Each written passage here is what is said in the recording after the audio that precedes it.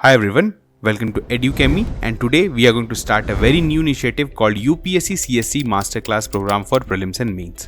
ये बिल्कुल free initiative होगा आपके लिए और ये इनिशिएटिव को हमने स्टार्ट किया है कि आप अपने यूपीएससी प्रिपरेशन को डेली ट्रैक कर सकें और ये देख सके कि आप किस डायरेक्शन में जा रहे हैं। इसके अंदर we will cover some prelims related question जो काफी एग्जाम रेलेवेंट रहेगा और इसके अलावा हमारे जो मेंस इनिशिएटिव है उसमें हम लोग डेली आपको एक क्वेश्चन दिया करेंगे जिसको आपको समझना है और उसके बाद आपको उसको अटेम्प्ट करना है, उसका आंसर लिखिए और जो है आप उस आंसर को सबमिट कर सकते हैं जिसको इवैल्यूएट किया जाएगा बाय आवर डेडिकेटेड मेंटर्स। अब आपको करना है क्या है कि आपको हमारा वेबसाइट विजिट करना है educhemy.com। वहां पर जाके आप इस पूरे इनिशिएटिव को फ्री ऑफ कॉस्ट सब्सक्राइब कर सकते हैं, आप इसके एक मेंबर बन सकते हैं और उसके बाद जितने भी फीचर्स हैं इसको आप उसको एक्सेस कर सकते हैं। ठीक है, तो do visit the website. Now today we are going to solve some prelims related questions related to environment and ecology. So first we will read out the question for you and then you have to attempt the question and then we will discuss about the answer and also the information that was required to answer this question. So let's start without wasting any time. The first question is, consider the following statement. Alpha diversity is the comparison of diversity between ecosystems and measured as the change in amount of species between the ecosystem. ठीक है? The second statement is, beta diversity refers to the diversity within a particular area or ecosystem and expressed by species richness in the same ecosystem. ठीक है? तीसरा statement है, gamma diversity is the measure of overall diversity for the different ecosystems within a region. आपको बताना है कि which of the above statements are correct. Only one, only two, only three और none. हम लोग ने आपको पता है कि we have changed our options pattern according to the recent paper that came in prelims 2023। तो अब आपको ऐसे ऑप्शंस वाले क्वेश्चंस हमारे इस सीरीज में भी देखने को मिलेंगे। We will change the options also. हमें जो है ऐसा नहीं है कि जो पुराना ऑप्शंस आता था जिससे हम लोग ऑप्शन एलिमिनेट करते थे उसको आपको बिल्कुल छोड़ देना है, वैसे क्वेश्चंस भी प्रैक्टिस करना है। बट अगर इस तरह के क्वेश्चंस मेजॉरिटी में आ रहे हैं यूपीएससी में तो हम लोग इस तरह के क्वेश्चंस भी लाएंगे कि आप इस तरह के क्वेश्चंस को प्रैक्टिस कर पाए। ठीक है, सो यहां पर आपको बताना है कि इसमें सही स्टेटमेंट कौन है, जल्दी से बताइए। अगेन वी विल फर्स्ट जो है यहाँ पर एक आपको डिफिकल्टी भी अगर हम लोग इसकी कैटेगराइज करेंगे, आगे हम लोग इसके डिफिकल्टी के बारे में भी डिस्कशन करेंगे, लेकिन अभी आप पहले ये बताइए कि what is the correct answer of this question.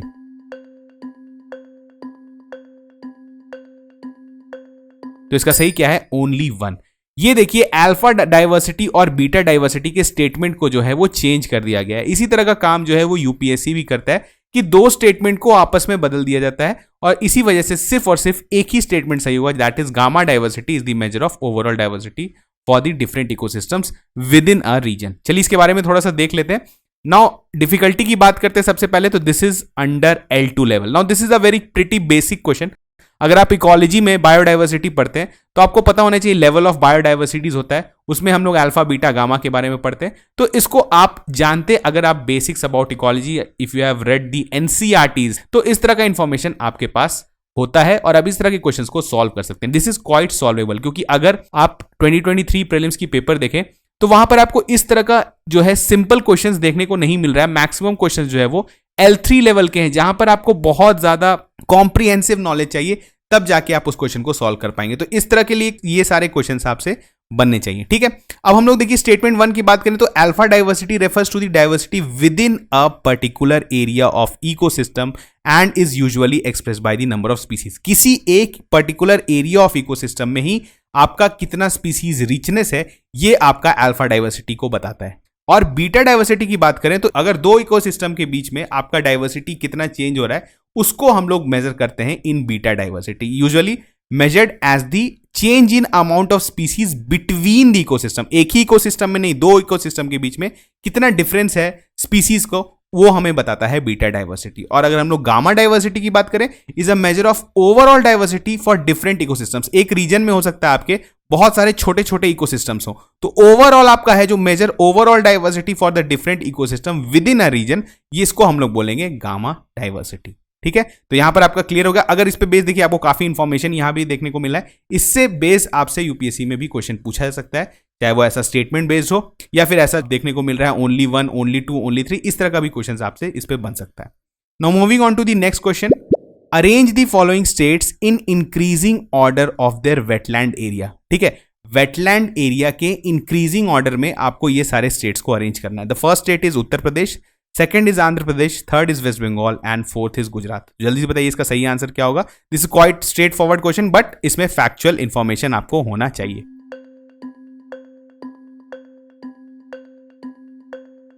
तो इसका सही आंसर क्या है? इसका सही आंसर है 3124। सबसे ज्यादा जो है wetland area that is in Gujarat. देखिए इस तरह का क्वेश्चंस यूपीएससी भी पूछता है, तो यहां पर आपको क्या है कि आपको अगर थोड़ा बहुत नॉलेज है तो you can still answer this question. अगर आपको यह पता होता सिर्फ कि वेटलैंड का सबसे ज्यादा एरिया जो है दैट इज इन गुजरात, तो आप इस क्वेश्चन को आंसर कर सकते थे। ठीक है, अब इसमें हम लोग कुछ इंपॉर्टेंट इंफॉर्मेशन देखेंगे जो आगे आने वाले कोई क्वेश्चन में आपको बहुत काम आ सकते हैं। ठीक है, तो यहां पर अगर हम लोग देखें, सबसे पहले कैटेगराइज कर देते हैं इसकी डिफिकल्टी को। तो this is a L3 level question. देखिए यहां पर क्या है, L3 इसको इसलिए कैटेगराइज करें क्योंकि यहां पर आपको थोड़ा इंफॉर्मेशन पता होना चाहिए था। अगर आप किसी कभी भी डेटा देखे हैं ऑफ वेटलैंड्स इन इंडिया, अगर रफ आइडिया है कि किस स्टेट में सबसे ज्यादा वेटलैंड है या फिर किस स्टेट में सबसे कम वेटलैंड्स है, तभी जाके आप इस तरह के क्वेश्चंस को सॉल्व कर सकते हैं। ठीक है, नाउ अब यहां पर हम लोग देखते हैं कि क्या क्या इंपॉर्टेंट इंफॉर्मेशन रिकॉर्ड था।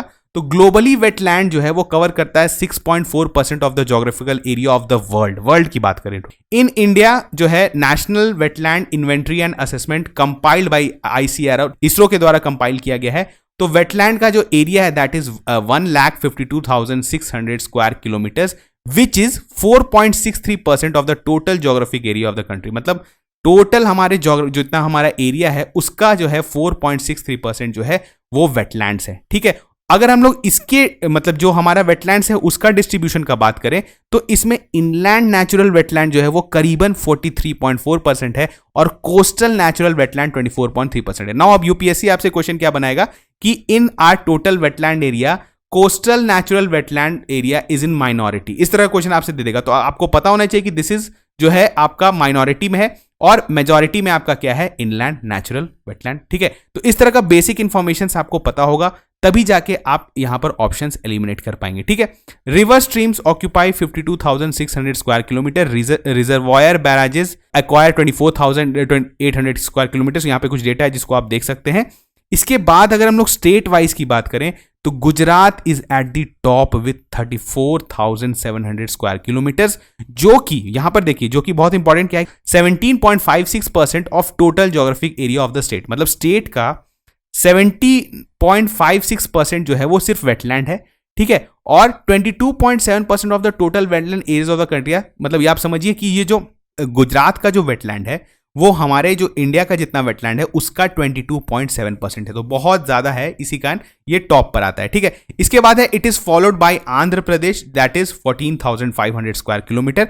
उसके बाद है Uttar Pradesh and then waste Bengal. तो यहां पर कुछ इंपॉर्टेंट इंफॉर्मेशन था, आपको स्टेट को अरेंज करने आ सकता है या आपसे स्टेट पर ही डायरेक्टली पूछ सकता है कि बताइए कि स्टेट में सबसे ज्यादा वेटलैंड एरिया है। ठीक है, जो कि आपके प्रीलिम्स पॉइंट ऑफ व्यू से काफी इंपॉर्टेंट हो जाते हैं। Now moving on to the next question, consider the following statements regarding the National Board for Wildlife, जिसको हम लोग NBWL बोलते हैं, and National Tiger Conservation Authority, जिसको हम लोग NTCA बोलते हैं। The first statement is NTCA and NBWL are statutory bodies constituted under the Wildlife Protection Act 1972। ठीक है, सेकंड है NBWL and NTCA are headed by the Prime minister of India. Third is NBWL's approval is necessary for the change in boundaries of the protected areas in India. ठीक है, which of the above statements are correct? Only 1, only 2, only 3 and none. तो जल्दी से बताइए इसका सही answer क्या होगा।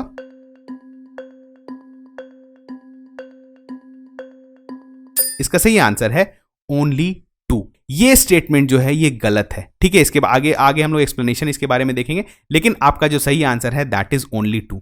Now categorising the difficulty of this question, this is a quite L2 question. L2 question क्यों है? क्योंकि अगर आप इन्वायरमेंट पढ़ते हैं उसमें स्टैट्यूटरी बॉडीज पढ़ते हैं, कुछ इंपॉर्टेंट स्टैट्यूटरी बॉडीज हैं, जैसे आपका NBWL है। ठीक है, उसके बाद आपका नेशनल बायोडाइवर्सिटी अथॉरिटी है। तो कुछ इंपॉर्टेंट स्टैट्यूटरी बॉडीज हैं जो कि आप डेफिनेटली पढ़ते हैं अगर आप इन्वायरमेंट पढ़ते हैं। तो यहां पर कुछ एक्ट्स हैं जैसे wild life Protection act, environment protection act, ठीक है, तो बायोडाइवर्सिटी एक्ट। तो इस तरह के कुछ एक्ट्स हैं जिससे अगर कोई बॉडी बनता है तो वो डेफिनेटली बहुत इंपॉर्टेंट हो जाता है। तो इसको हम लोग L2 में रखते हैं कि अगर आपने इन्वायरमेंट का बेसिक्स भी पढ़ा है तो आप इस क्वेश्चन को सॉल्व कर सकते हैं। नाउ देखिए फर्स्ट स्टेटमेंट सही है क्योंकि आपको पता है national Board for wild life जो है is a statutory board constituted under the Wildlife Protection Act 1972। यहां पर सबसे जो है इंपॉर्टेंट है आपको जो एनटीसीए को लेकर लोग कंफ्यूजन में होते हैं, तो एनटीसीए भी एक statutory body he under ministry of environment forest and climate change constituted under enabling provisions of the Wildlife Protection act. ठीक है, तो यहां पर यह भी क्लियर हो जाइए कि एनबीडब्ल्यू तो है ही आपका स्टैट्यूटरी बॉडी, एनटीसीए भी आपका स्टैट्यूटरी बॉडी है अंडर द सेम एक्ट, और इसको बनाया गया था फॉर स्ट्रेंथनिंग, स्पेशली इसका जो है एम्स जो है वो काफी फोकस्ड है टुवर्ड्स टाइगर। अब हम लोग देखते हैं स्टेटमेंट 2 गलत क्यों है। तो देखिए एनबीडब्ल्यूएल के जो हेड होते हैं दैट इज प्राइम मिनिस्टर, वो मतलब जो चेयर करते हैं वो प्राइम मिनिस्टर करते हैं, लेकिन एनटीसीए के जो है वो कौन करते हैं, ministry of environment forest and climate change के जो मिनिस्टर हैं वो इसके चेयरपर्सन होते हैं। तो यहां पर बस एक यही डिफरेंस है जिसकी वजह से आप ये स्टेटमेंट आपका गलत हो जाता है। तो यहां पर प्राइम मिनिस्टर जो है वो सिर्फ और सिर्फ एनबीडब्ल्यूएल को चेयर करते हैं। ठीक है, now moving on to the third statement, any changes to the boundaries of national park, wildlife sanctuary and other protected areas must be approved by and, बिल्कुल सही है, तो आपका स्टेटमेंट 3 जो है वो सही हो जाता है। चलिए बढ़ते हैं आगे question. Next question is which one of the following is part of the Congo basin. ठीक है, कॉन्गो बेसिन के बारे में बात हो रहा है, तो आपको बताना है कि ये जो कंट्रीज हैं अफ्रीका के, इसमें कौन जो है पार्ट है of Congo basin, and this is a question that came in prelims 2023। देखिए हमने आपके लिए क्वेश्चन लेके आए हैं। अब now this is a very, आप बोलेंगे कि this question is related to geography. देखिए ज्योग्राफी से रिलेटेड हो सकता है, मे बी रिलेटेड, पर कॉन्गो बेसिन जो है अपने बायोडाइवर्सिटी को लेके भी काफी न्यूज में रहता है। ठीक है, तो आप इस तरह के क्वेश्चंस को एक्सपेक्ट कर सकते हैं और इस तरह का क्वेश्चन पूछा गया। अब ऐसा नहीं है कि आपसे सिर्फ इंडियन रिवर बेसिन्स के बारे में बात किया जाएगा, वर्ल्ड ओवर जो इंपॉर्टेंट रिवर्स है, चाहे वो कॉन्गो हो, नाइल हो, जो भी इवन जो आपके चाइना में रिवर्स हैं, उस पर बेस आपसे क्वेश्चन पूछा जा सकता है। और अगर आप देखेंगे तो यहां पर आपको क्या करना पड़ेगा, अगर आपको अफ्रीका के कॉन्टिनेंट का पूरा मैप पता है तभी आप इस क्वेश्चन को सॉल्व कर पाएंगे। अगर आपको रफ आइडिया भी है कि कॉन्गो बेसिन किस साइड में है, ठीक है, कॉन्गो रिवर किस साइड फ्लो करता है, तभी जाके आप इस तरह के क्वेश्चंस को सॉल्व कर पाएंगे। ठीक है, तो जल्दी से बताइए इसका सही आंसर क्या होगा।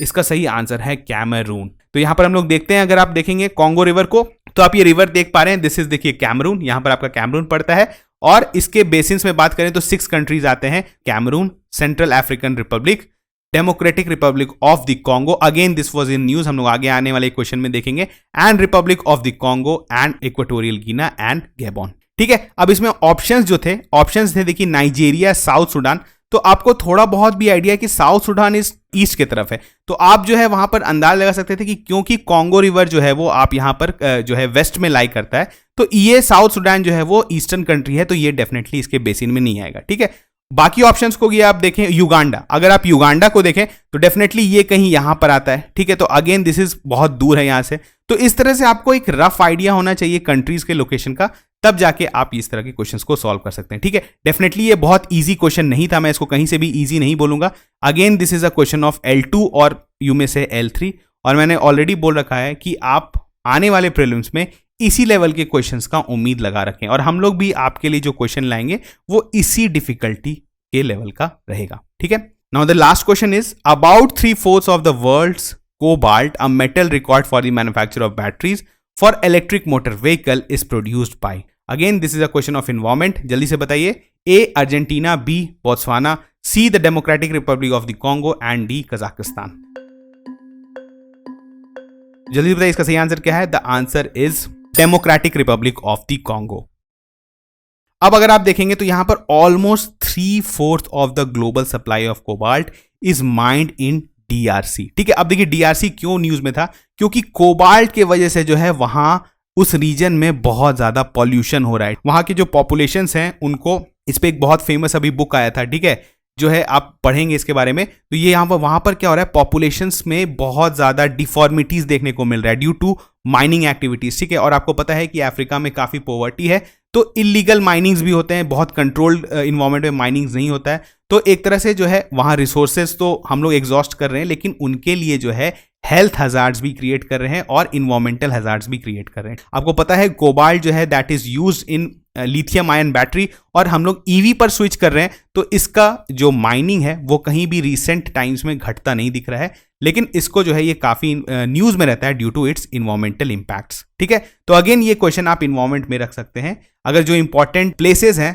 रिगार्डिंग इस तरह का, अगर बायोडाइवर्सिटी हुआ, पॉल्यूशन, तो इसको आप देखते रहें क्योंकि इस पे बेस्ड यूपीएससी में क्वेश्चंस देखने को मिलता है। ठीक है, तो यहां पर हमने कुछ क्वेश्चंस देखा, इसी तरह के क्वेश्चंस हम लोग आपके लिए और भी लाते रहेंगे। आप प्रैक्टिस करते रहिए, बहुत ज्यादा क्वेश्चन प्रैक्टिस करने का जरूरत नहीं है, एटलीस्ट डेली करिए। जो भी काम करें, if you are practising 5 questions, उसको अगर आप डेली करते हैं तो वो आपको बेटर रिजल्ट्स देगा। ठीक है, तो चलिए मिलते हैं नेक्स्ट लेक्चर में, तब तक थैंक यू।